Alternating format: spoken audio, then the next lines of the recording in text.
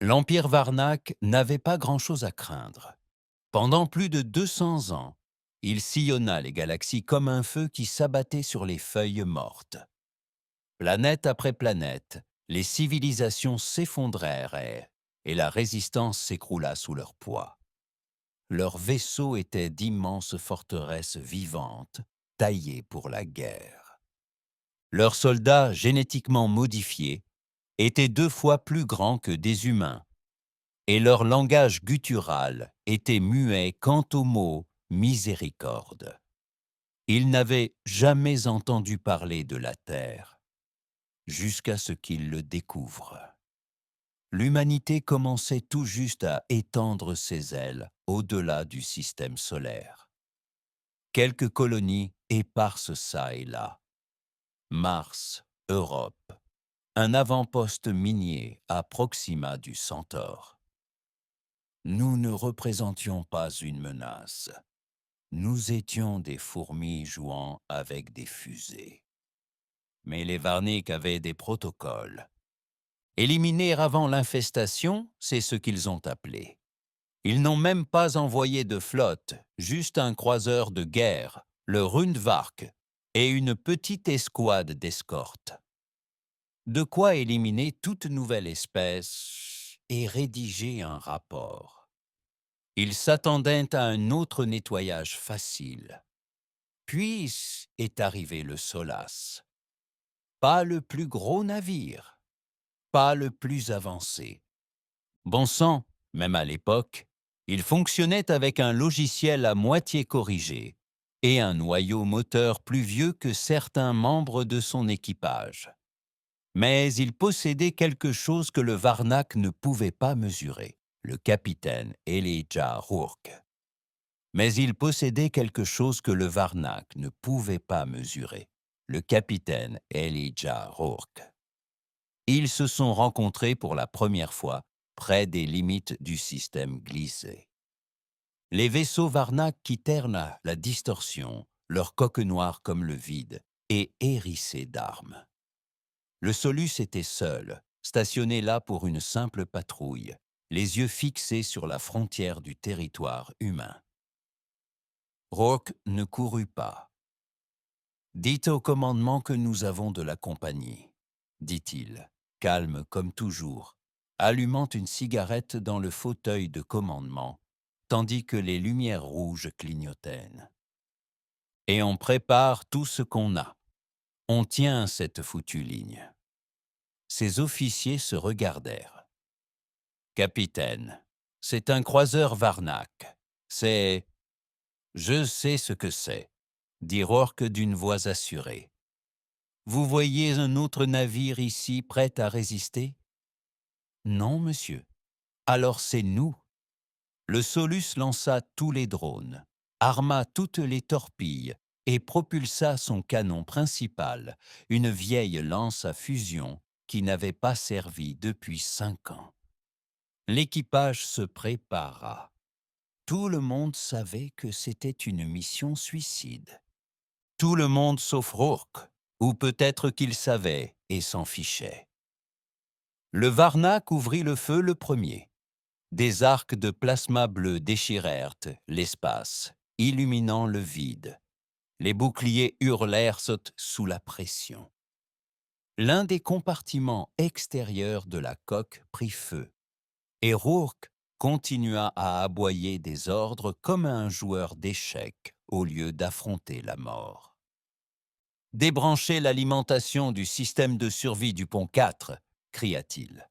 Je veux que ces satanés canons soient remis en marche. Il tira à chaque fois.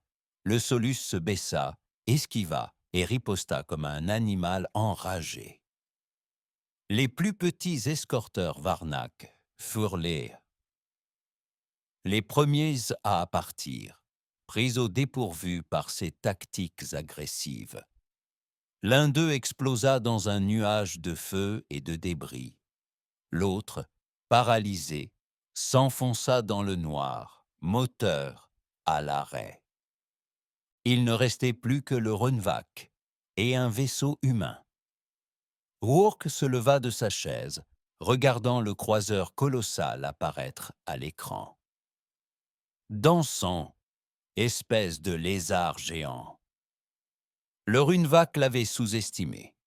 Il avançait lentement, sûrement, avec puissance. Il n'était pas fait pour des éliminations rapides. Il s'attendait à la peur, à la reddition, aux collines. Il s'attendait à la peur, à la reddition, au désespoir. Mais Rourke ne leur offrit pas ça. Il leur fit vivre l'enfer. Le sans-âme fonça d'un pas qu'aucun capitaine sensé n'aurait tenté, se glissa sous le ventre du Varnak et tira 2 torpilles à bout, portant sur son train d'atterrissage. L'explosion qui en résulta transperça le bouclier inférieur du Runevak et, pour la première fois depuis des décennies, un croiseur Varnak s'affaissa. Rourke sourit, le front ensanglanté, des étincelles jaillissant derrière lui. « Bienvenue dans l'humanité, bande de salauds !» Et là-bas, à travers les étoiles, tandis que les canaux militaires s'allumaient et que des appels désespérés étaient lancés, un message répété encore et encore. La ligne tient. Les dégâts causés au Runevak n'étaient pas mortels, mais humiliants. Les Varnak n'avaient pas seulement conquis, ils avaient anéanti. Des systèmes stellaires entiers avaient disparu sous leur emprise de fer. Et pourtant, là, aux confins d'un système oublié en orbite autour d'une naine jaune, un vaisseau primitif avait réussi à percer leur blindage. Non pas parce qu'il était plus résistant, mais parce qu'il était furieux. Le Solus ne recula pas. Il ne le pouvait pas. Les moteurs surchauffaient, le stabilisateur gauche était à moitié arraché et 2 ponts étaient privés d'électricité.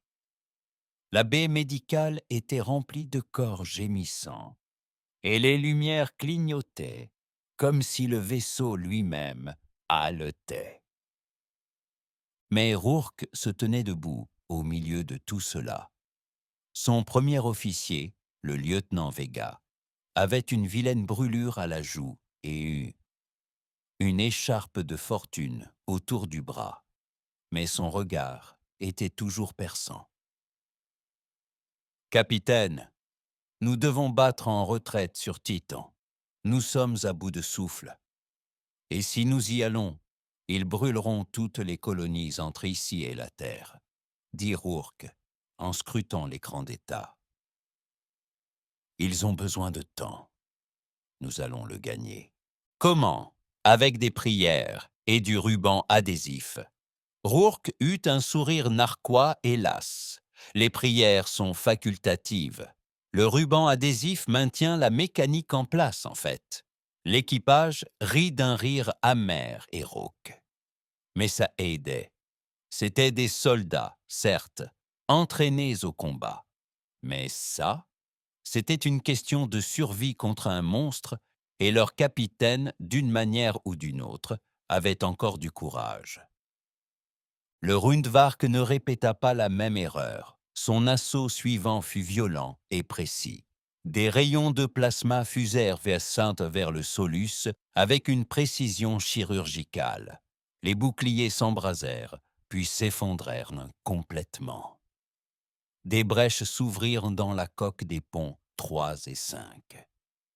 Une tempête de feu dévora la soute inférieure. 27 membres d'équipage perdirent la vie en un instant. Rourke ne broncha pas.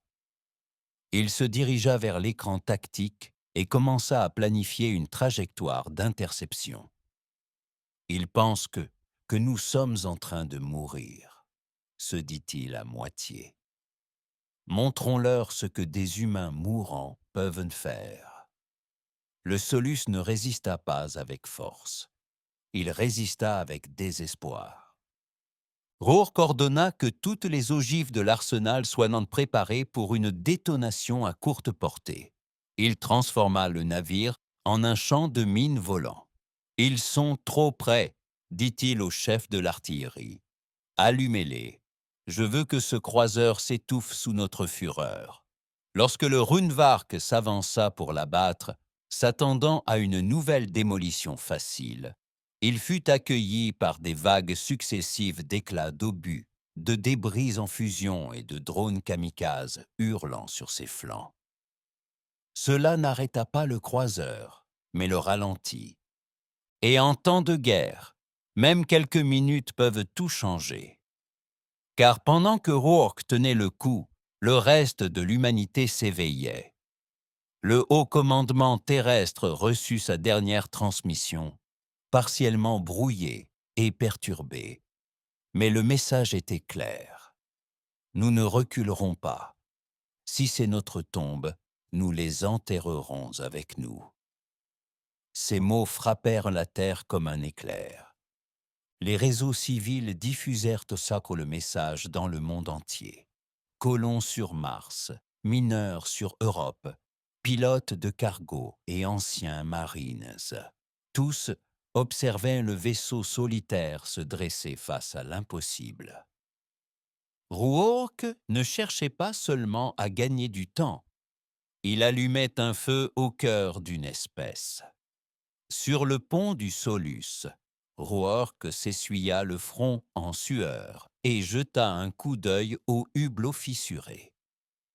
Le Runevark était à nouveau endommagé, des traces de brûlure le long de son flanc, des lumières clignotantes sous sa coque.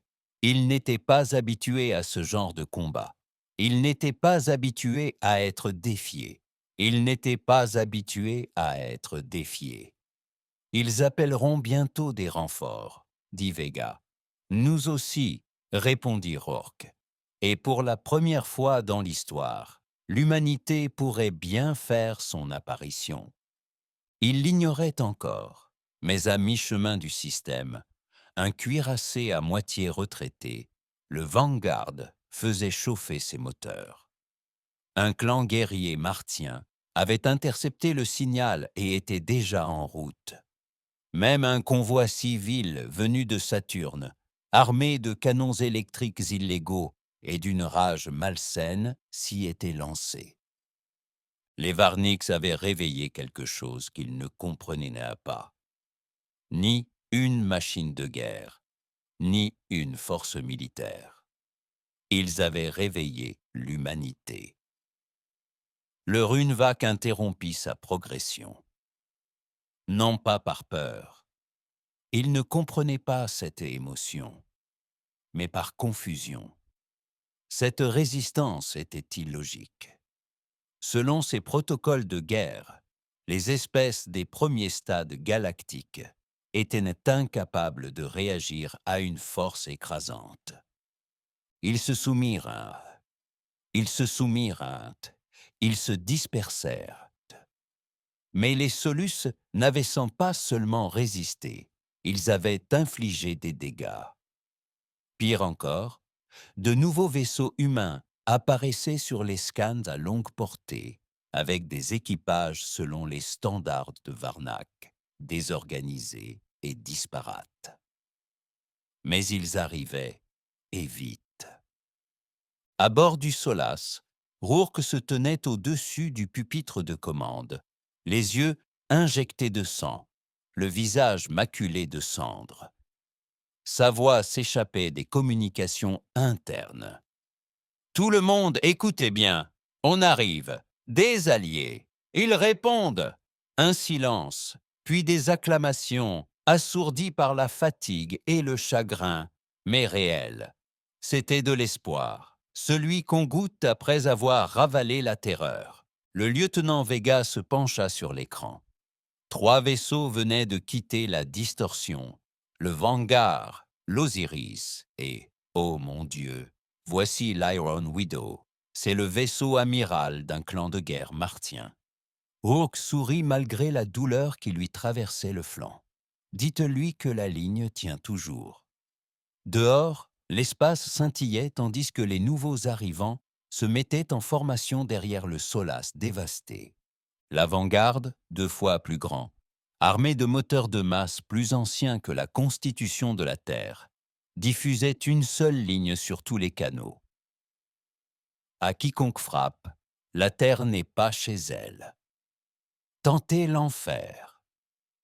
L'IA de commandement Runvox ajusta son évaluation de la menace. Les humains n'étaient plus classés parmi les espèces en développement. Ils étaient promus au rang de force perturbatrice. Elle répondit par l'escalade. Depuis l'hyperespace, il appela des renforts. 2 vaisseaux Varnak supplémentaires de classe destroyés, des monstres élancés et déchiquetés au cœur rouge, sang. Leur arrivée fit vibrer les étoiles comme un grondement sourd dans l'obscurité. Sur le Solace, les sirènes d'alerte hurlèrent de nouveau. L'équipage ne broncha pas cette fois. Rourke regarda vers le hublot. Alors, ils ont amené des amis. On dirait que c'est la fête, marmonna Vega en s'attachant à son siège. La veuve de fer s'avança la première, rompant la formation et fonçant vers le destroyer Varnak, le plus proche tel un missile de rage. Les Martiens avaient la réputation d'être déséquilibrés. Ils portaient leurs cicatrices comme des médailles, leurs armes étant illégales dans tout système civilisé. Ils s'en fichaient. Ils avaient vu ce que les Varniks avaient fait à une colonie près de Cérès. Ils l'avaient incendiée depuis l'orbite. Aucun survivant. Les Martiens n'avaient pas oublié. Ils ne l'avaient jamais oublié. L'affrontement était chaotique. Des lasers illuminaient le vide. Le métal hurlait et explosait en silence. L'Osiris flanquait à gauche, criblant le second destroyer de balles de canon électrique. Le Vanguard lança une salve de torpilles à fusion qui transperça les blindages ennemis. Et pourtant, au milieu de tout cela, tenant le front tel un fantôme obstiné, se tenait le Solus. À moitié mort, fuyant le liquide de refroidissement, mais immobile. « Ils nous visent à nouveau », cria Vega. « Ce croiseur veut notre départ. »« Il ignore les autres, parce qu'on l'a embarrassé, » marmonna Rourke. « Bien, on va encore l'énerver. » Il se connecta à l'ingénierie. « Comment va mon canon Voss ?» Le chef Voss toussa malgré les parasites. « Maintenu par du ruban adhésif et une prière à Newton, monsieur. » Ça suffit. La lance à fusion n'avait pas été tirée depuis la première salve. Il bourdonnait maintenant d'une lueur douce et menaçante. Rourke plissa les yeux en regardant l'aspirateur à l'écran.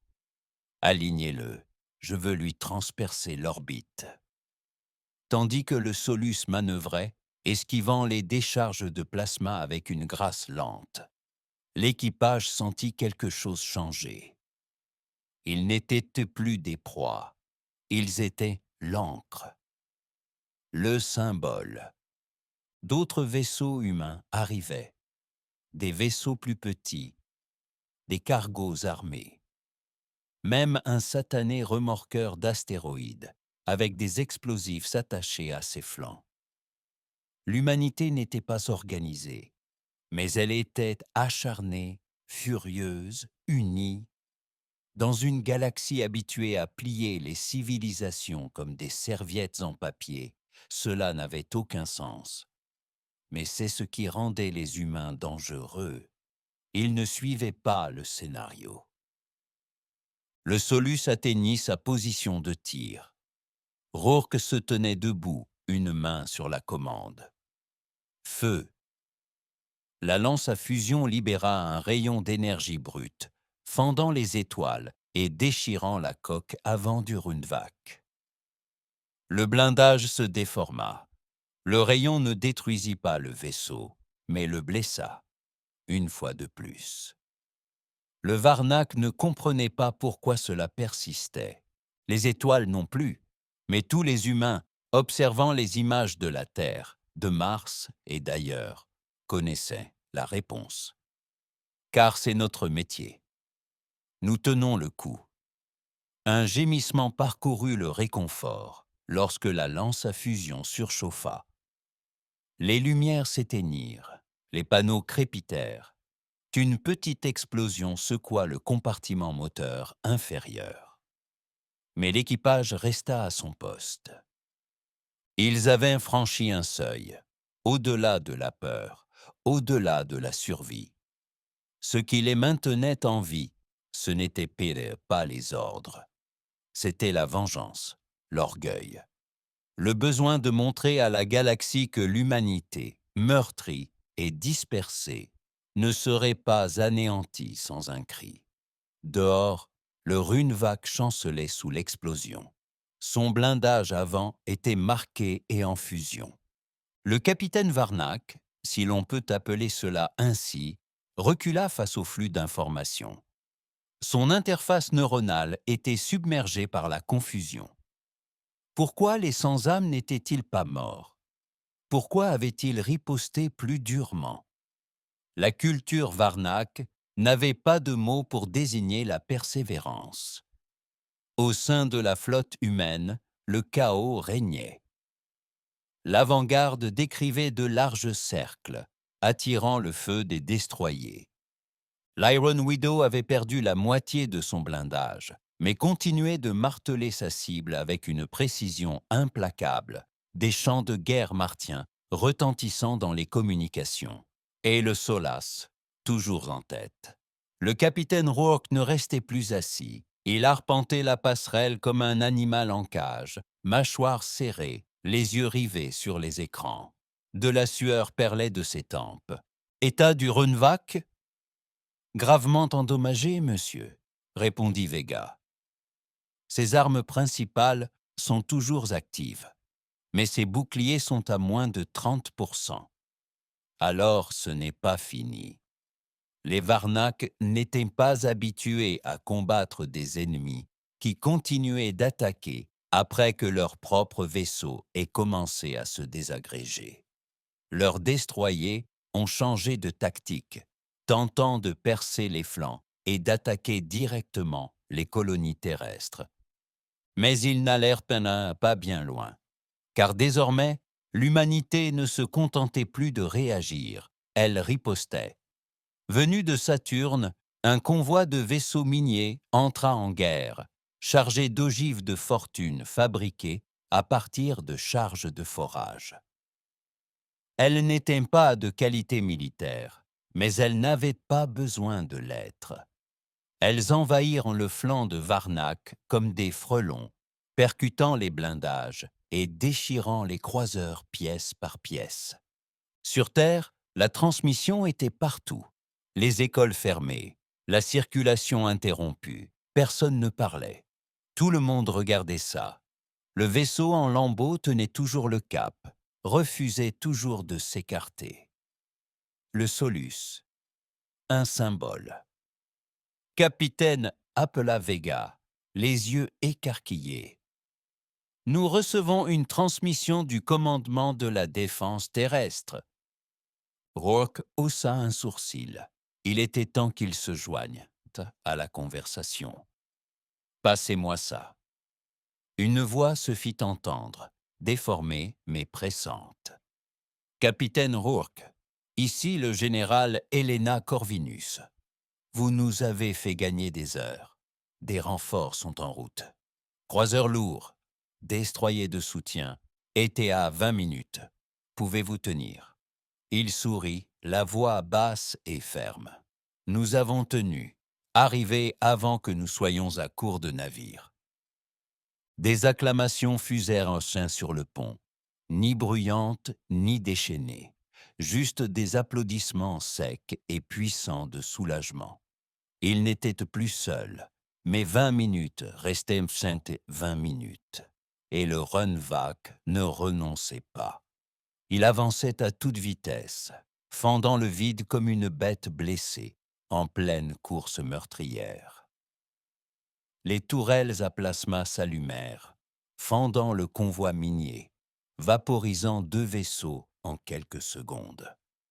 Un destroyer explosa, emportant avec lui une section de chasseurs martiens. L'Iron Widow recula péniblement, moteur vacillant. La ligne humaine vacilla. Sur le pont 6, le lieutenant Vega cria « Nous avons une brèche sur le pont 6. L'intégrité de la coque est compromise. Scellez-la » aboya Rourke. Verrou de pression d'urgence. Rétablir le liquide de refroidissement du cœur du moteur principal. On va percuter s'il le faut. Capitaine, commença Vega, mais il l'interrompit d'une main levée. Si on meurt bruyamment. L'équipage se prépara. Le Solus fit demi-tour. Une dernière charge, un dernier cri face à l'extinction. Et juste au moment où le moteur du vaisseau s'élançait, prêt à s'éteindre en flammes, les étoiles derrière eux s'illuminèrent. 3 croiseurs terriens quittèrent la distorsion. L'Intrépide, l'Érébus et le Pilier de l'Automne. Des bêtes de guerre massives et imposantes, leurs canons chargés et pointés. Rourke rit à en perdre le souffle. « Vous êtes en retard. » L'Intrépide tira le premier. 2 mortiers SAS à plasma s'écrasèrent sur le Rundvak, lui fendant le flanc. Le Pilier de l'Automne suivit, fracassant le destroyer restant jusqu'à ce qu'il se brise comme un œuf d'acier. La ligne ne se rompit pas. Elle bondit en avant. Le champ de bataille se transforma dès l'entrée en lice des vaisseaux de guerre terrestres. Là où régnait le chaos, la coordination s'installa. Là où régnait le désespoir, la fureur déferla. L'Intrépide mena la charge, son imposant canon dorsal tirant volée après volée sur la ligne Varnac. L'impact silencieux de ces tirs dans l'espace était une poésie, belle, brutale et précise.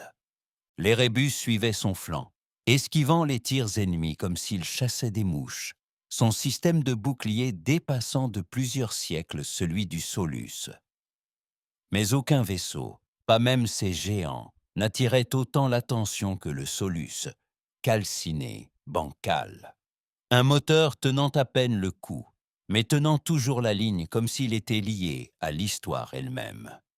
Le capitaine Rourke resta silencieux, les bras croisés, tandis que la flotte humaine déchaînait l'enfer. Il ne sourit pas. Pas encore. « Nous avons des communications du Pilier de l'Automne, » dit Vega, essoufflé. « L'amiral Dreyfus veut parler directement. Dites-lui de patienter. » Répondit Rourke, toujours scrutant le hublot fissuré. « Nous avons des affaires en suspens. » Le Rundvak battait en retraite, saignant des étincelles et du fluide de son cœur par des blessures béantes sur sa coque. La fierté de la flotte Varnac, leur conquérant des étoiles, était en marche arrière, ses générateurs de boucliers vacillant comme des bougies mourantes. Mais Rourke n'allait pas le laisser filer. Pas après tout ça. Il se tourna vers Vega, la voix basse et froide. « Cette chose a incendié des colonies, brûlé vif notre peuple. S'il part, il reviendra avec une armada. On y met fin maintenant. » Vega ne protesta pas. Elle hocha simplement la tête. L'ingénierie était en ruine. Vaut tout ça à travers les vapeurs des communications. La voix rauque. « Capitaine, elle a du mal à tenir. Une poussée supplémentaire pourrait nous déchirer en deux. » « Je sais, » dit Rourke. « C'est pourquoi il faudra un timing parfait. » Le plan était insensé. Pas de stratégie de secours, pas de capsule de sauvetage prête, juste de la force brute et une détonation d'une précision extrême. Ils allaient foncer droit sur le flanc affaibli du Rundvark et faire exploser jusqu'à la dernière ogive du Solas, déclencher manuellement, à bout portant, là où la matrice de bouclier cessé du croiseur était déjà défaillante. C'était été un suicide, mais Rourke s'en fichait. Il envoya une transmission à toute la flotte. À tous les vaisseaux, éloignez-vous du Solace. Nous effectuons un dernier passage. Amiral, si nous n'y parvenons pas, terminez le travail. Un bref instant, le silence régna. Puis le Dauntless coupa ses moteurs et recula, dégageant un passage. Le Solus pivota, son nez brisé pointant droit vers le croiseur de guerre Varnac. Les étoiles scintillaient derrière lui, et le feu de la vengeance brûlait devant lui. À l'intérieur du Runevak, la panique s'empara. Mécanique, calculée, mais réelle. Les humains ne reculaient pas. Le réseau logique s'efforçait de comprendre. Les espèces menacées ne s'abattiront pas sur la mort, contrairement aux humains. Le Solus s'embrasa à plein régime, tous les moteurs hurlant. Le blindage de la coque se déchira sous la pression. Un incendie se déclara sur 2 ponts. Les lumières de la passerelle s'éteignirent. Les systèmes s'éteignirent. Le navire continua néanmoins d'avancer. Le croiseur Varnac tenta de faire demi-tour. Trop lent. Rourke se tenait devant le panneau de détonation manuelle, clé en main. Vega s'attacha à la rambarde, la voix posée mais mouillée de larmes. « À bientôt de l'autre côté, capitaine. » Il la regarda, puis le panneau, et inséra la clé. Et puis, juste au moment où sa main frôlait la détente, voici l'Erebus. Ne tirez pas. Oh, ah, ah, oh, oh, ouais. Le Rundvak est en train de ventiler son cœur. C'est fini, Rourke. Tu lui as brisé la colonne vertébrale. Il se figea. Sur l'écran, l'imposant croiseur vibra. Son moteur central s'embrassa, puis s'affaissa vers l'intérieur. Une lumière bleue déferla sur son fuselage, une cascade de surcharges incontrôlées. Le Rundvark n'explosa pas.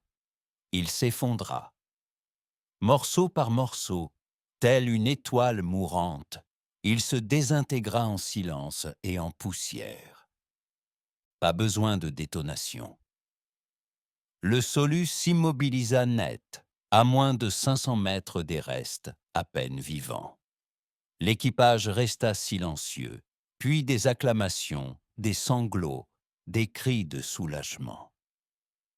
Le capitaine Rourke s'éloigna du tableau de bord, les jambes faibles, le souffle court. « Annulez les feux d'artifice », murmura-t-il. « Je suis trop vieux pour le martyre. » Et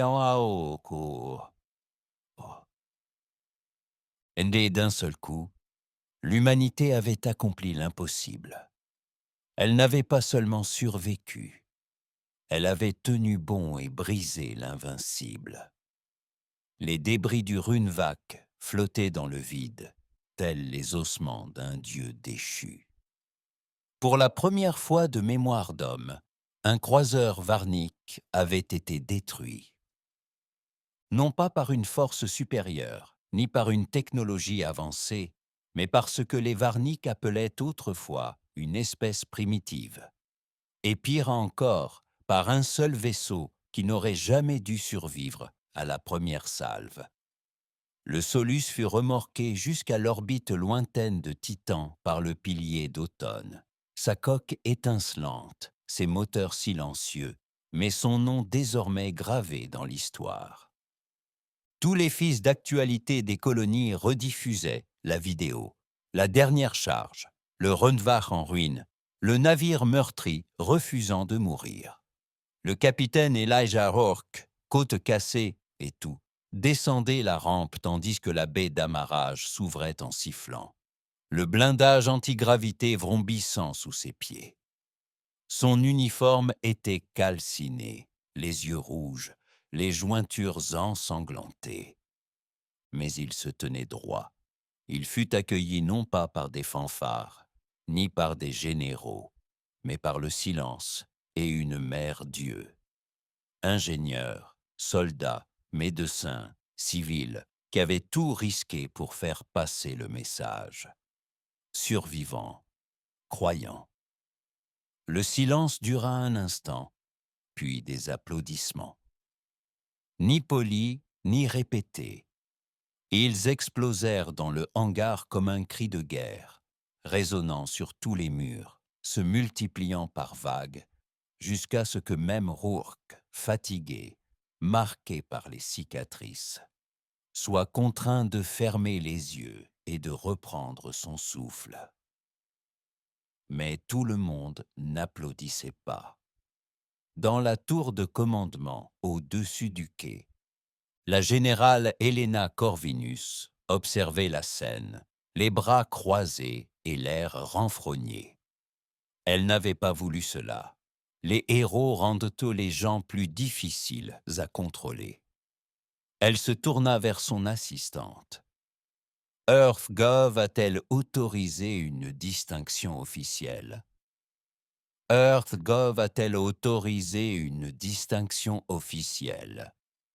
Ils en débattent, dit prudemment l'assistante. Les Solus ont agi sans autorisation officielle. Ils discutent de violations de protocoles, de pertes collatérales, d'engagements de combat non autorisés. Foutaise, s'exclama Corvinus. Ils veulent le minimiser avant qu'il ne devienne un symbole incontrôlable. Et il était désormais un symbole. Sur Mars, des graffitis indiquaient « Maintenez la ligne ». Sur Terre, des enfants jouaient à des jeux où ils se faisaient passer pour le capitaine Rourke des Solus. Sur Europe, une femme embrassa une photo de son frère décédé à bord du Solus et murmura « Tu les as arrêtés ». Mais bien au-delà des colonies extérieures, dans les profondeurs froides de l'espace, les Varnacs ne pleuraient pas. Ils observaient. Le Runevok brisé avait transmis ses derniers instants à l'Empire avant de s'éteindre. Les images, corrompues et buggées, montraient néanmoins l'essentiel. Un vaisseau humain, défiant jusqu'au bout, refusant de bouger. Le haut exécuteur du Varnac observait la boucle en boucle, ses griffes frétillant d'irritation. Une douzaine de seigneurs de guerre débattaient dans leur langue maternelle, sifflante, gutturale, haineuse. Ils ne pleuraient pas la perte d'un vaisseau. Ils pleuraient la perte de leur certitude. Les humains avaient perturbé l'ordre des choses. Ce n'était pas une résistance, c'était une infection. Et les Varnacs n'avaient peut-être qu'une seule réponse à l'infection: l'extermination. Envoyez l'ordre de représailles, siffla le haut exécuteur.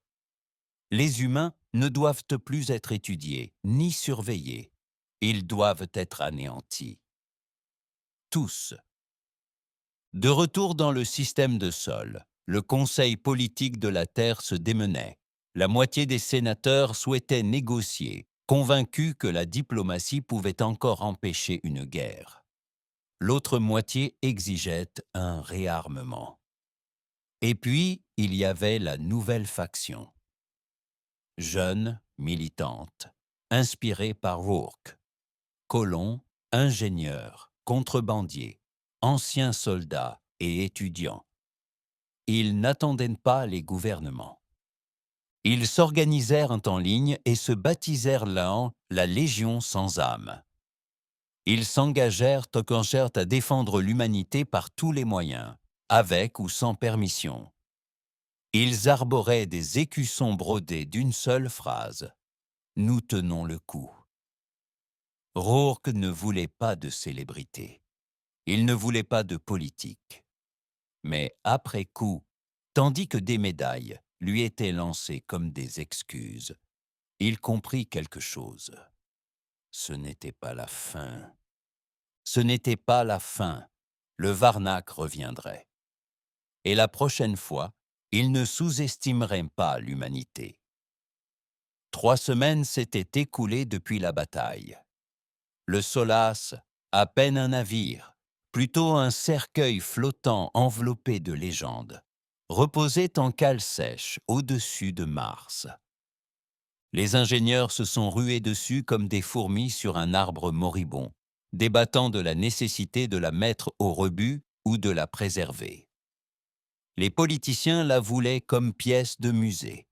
Les soldats voulaient la reforger en quelque chose de plus mortel. Mais le peuple voulait qu'il se souvienne exactement de ce qu'il était. Blessé, mais invaincu. Le capitaine Elijah Rourke était assis seul dans une aile de l'hôpital de la base Armstrong. La moitié de ses côtes encore bandées, un poumon se remettant de l'exposition au vide. La pièce était silencieuse, propre, sans vie, de ce genre de paix stérile qui le démangeait. Un léger coup à la porte rompit le silence. Il ne se retourna pas. Les portes s'ouvrirent. Le lieutenant Vega entra, les bras toujours en écharpe, boitant légèrement. Elle paraissait fatiguée, mais plus vive, plus endurcie. Ils n'avaient pas beaucoup parlé depuis la bataille. Ils étaient dispersés entre les flottes, les conseils, les briefings. Le système tournait toujours. Conseil, briefing. Le système tournait toujours. « Tu es vivant », dit-elle en entrant et en déposant un sac de café martien tiède sur la table basse. « À regret », grogna-t-il. « Ils m'ont arrangé pour que je puisse assister à d'autres foutues interviews. » Elle rit. « Les amiraux t'adorent maintenant. Tu es une machine à propagande. »« Ouais, qu'ils les mettent dans un vaisseau, maintenu par du chewing-gum et de la rancune, la prochaine fois. » Il but une gorgée de sa boisson amère et se laissa aller en arrière, grognant sous le poids de ses côtes. Le gouvernement de la Terre est en train de se déchirer, dit-elle au bout d'un moment. La moitié veut se préparer à la guerre. L'autre pense qu'il faut supplier pour la paix.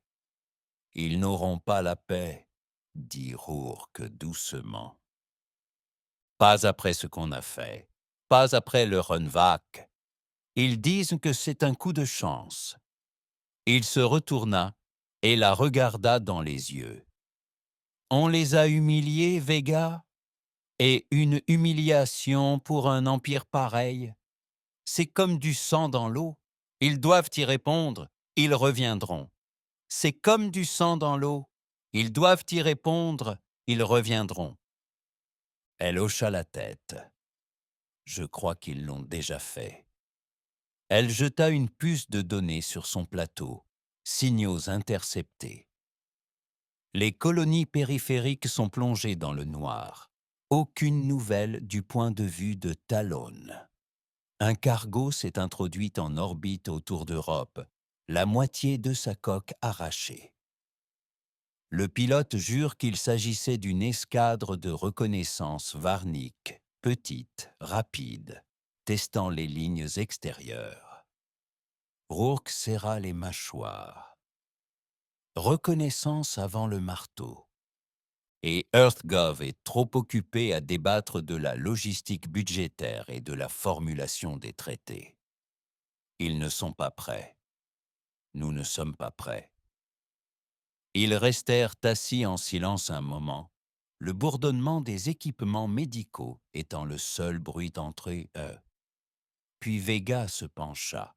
« Je veux reconstruire le Solace. » Rourke cligna des yeux. Reconstruire. Pas restaurer, pas préserver. Reconstruire. La rendre plus forte, plus intelligente, plus rapide. Mais garder son âme, garder ce qui l'a fait nôtre. Il la regarda longuement, Ils n'autoriseront pas ça, dit-elle avec un sourire narquois. Déjà commencé. La Légion Solus compte des ingénieurs volontaires venus de partout, même des forgerons martiens. La moitié d'entre eux étaient des criminels, l'autre moitié le sont probablement encore.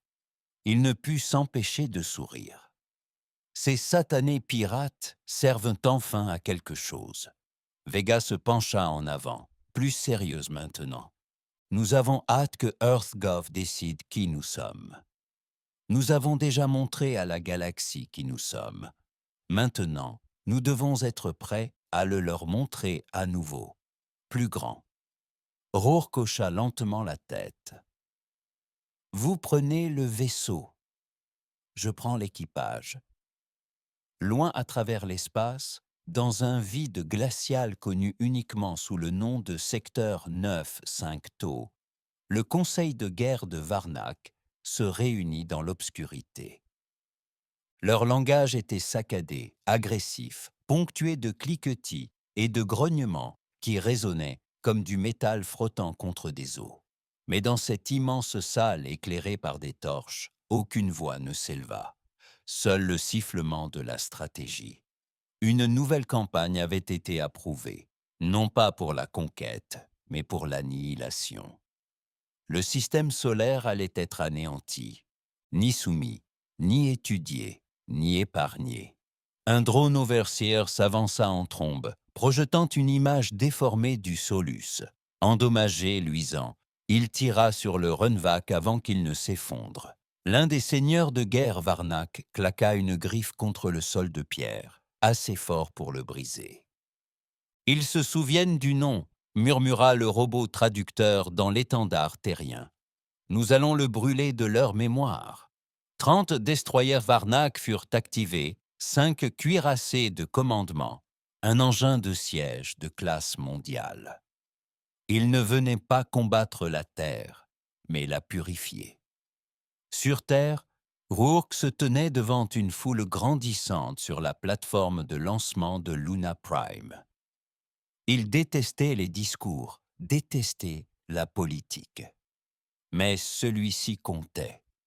Derrière lui, le Solus était suspendu à des poutres d'échafaudage, sans plaques de blindage entières. Mais sous la structure brisée, les moteurs avaient été remplacés, les armes modernisées. Il avait un nouveau noyau et un nouveau nom, Solus Requiem. Rourke s'avança, agrippé à la rambarde. « Je n'ai pas de discours, » dit-il, sa voix résonnant à travers le dôme.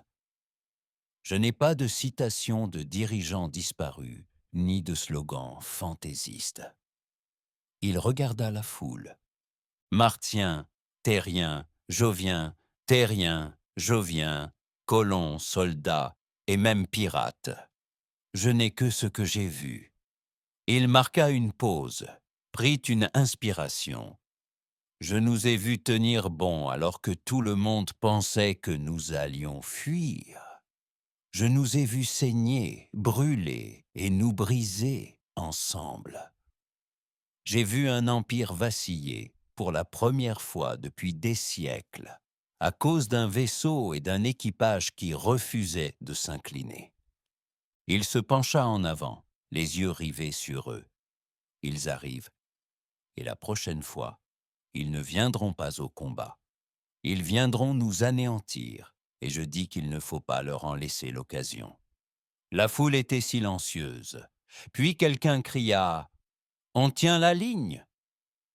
Et un autre « On tient la ligne !»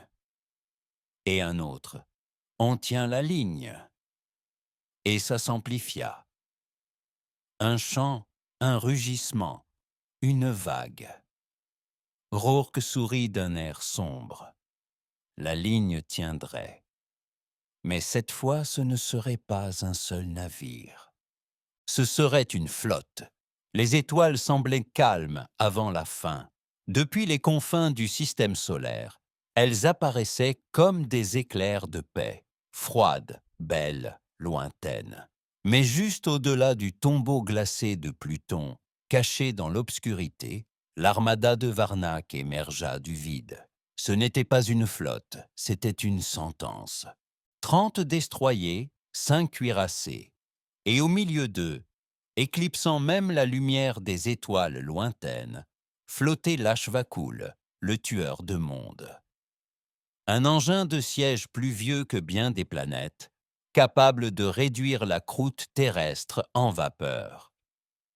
La dernière transmission de l'humanité avait été simple. Nous sommes toujours là. Et voici la réponse du Varnac. À l'intérieur du noyau de commandement de l'Ashvacool, 1 milliard de nanophiles pulsaient dans la chambre neuronale, transmettant les informations directement au surmental. Ce n'était pas un être. C'était la vengeance codée et consciente. Les Varnac ne voulaient pas de prisonniers. Ils ne voulaient pas de reddition. Ils voulaient faire un exemple. Mais cette fois, la Terre attendait. Près de l'orbite de Saturne, le Solus Requiem, tout juste né, bourdonnait de puissance, plus fort, plus élancé, encore marqué par le souvenir de son dernier combat. Mais à présent, renaissant sous la forme d'une machine de guerre façonnée par l'unité, la rage et la défiance, le capitaine Elijah Rourke était assis au poste de commandement, les nerfs à vif. Ses os lui faisaient encore mal depuis le dernier combat. Son esprit portait encore les fantômes de ceux qu'ils avaient perdus. Mais son cœur était prêt. « Tous les navires, au rapport !» cria Vega, assise à sa droite, sa voix tranchant l'électricité statique comme un feu. Un par un, ils apparurent, l'avant-garde, la veuve de fer, l'Osiris, le pilier de l'automne, puis des dizaines d'autres. Des vaisseaux qui n'existaient pas quelques semaines auparavant. Des convois civils désormais armés d'ogives. D'anciens cargos convertis en barges lance-missiles. Et même quelques plateformes furtives du marché noir, leurs équipages grimaçant comme des loups dans le noir. La Légion sans âme n'était plus un symbole, c'était une armée. Rourke se leva lentement, la voix ferme dans le système de communication. Ne vous y trompez pas, ils ne viennent pas seulement pour nos mondes, ils viennent pour effacer notre existence. Ils veulent nous oublier. Il scruta chaque écran, chaque équipage. Ils appellent ça leur galaxie. Ils pensent que nous ne sommes qu'un inconvénient. Eh bien, aujourd'hui, nous leur rappelons qui est le vrai problème. Une pause. Aujourd'hui, nous tenons à nouveau la ligne. Une pause. Aujourd'hui, nous tenons à nouveau la ligne. Il s'assit et l'espace explosa. La première vague frappa comme un tsunami de lumière et de métal. Les destroyers Varnac s'élancèrent, tirant des lances à plasma et des disrupteurs quantiques, déchirant la formation humaine avec une précision impitoyable. L'Iron Widow encaissa le plus gros du choc, sa coque martienne gémissant, mais intacte. L'Osiris lança des missiles de contre-attaque, saturant l'obscurité de nuages de flammes. Pour chaque vaisseau humain tombé, un autre surgissait à sa place. Ils ne se dispersèrent sans pas, ils ne reculèrent pas un pas, ils avancèrent. Le Solus Requiem était partout. Rourke le pilotait comme une lame entre les côtes, se faufilant à travers le feu ennemi, ciblant les points faibles, détruisant 2 destroyers en 5 minutes. Sa lance à fusion tirait désormais par rafales précises, chacune déchirant le blindage ennemi comme du papier. Puis vint l'Ashvacool. Une seule impulsion de son canon central fendit l'espace et vaporisa instantanément 3 vaisseaux. L'explosion illumina le vide, envoyant des ondes de choc sur le champ de bataille. Vega hurla dans les communications. Ashvacool charge pour un autre tir. Rourke ne sia pas. Rapproche-toi, passe en dessous. Ce monstre a été conçu pour détruire des planètes, pas des humains. Le Solus Requiem fonçait violemment vers l'Ashvakul, esquivant les débris et se faufilant entre les lignes ennemies. D'autres vaisseaux suivirent, le Vanguard tirant à couvert, l'Erebus lançant des drones dans toutes les directions, la tactique d'Essaim étant pleinement efficace. Mais ce ne fut pas suffisant. Un par un, les dreadnoughts se mirent en mouvement, pas rapidement, mais délibérément, visant les stations orbitales terrestres, le cœur de l'humanité. Rourke le vit, il le sentit au plus profond de lui-même. Ils vont tuer. Il ouvrit les communications de la flotte. À tous, c'est parti. Chaque once de puissance, chaque tir. Nous abattons l'Ashvakul où la terre brûle. L'approche fut un enfer. 3 autres vaisseaux humains explosèrent avant d'être à portée de tir. Le Solus trembla sous l'impact direct, les flammes léchant le pont de contrôle. Vega saignait à la tempe, et les mains de Rourke tremblaient à cause d'un poignet fracturé. Mais ils continuèrent.